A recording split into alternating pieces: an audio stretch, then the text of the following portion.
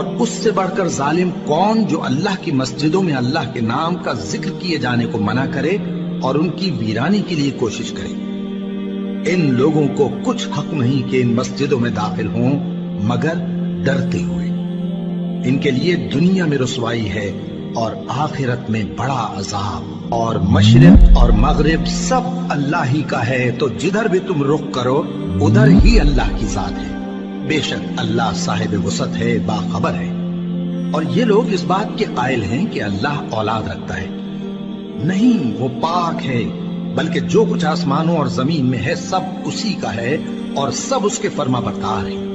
وہی آسمانوں اور زمین کا پیدا کرنے والا ہے، اور جب کوئی کام کرنا چاہتا ہے تو اس کو ارشاد فرما دیتا ہے کہ ہو جاؤ، تو وہ ہو جاتا ہے۔ اللہ اکبر۔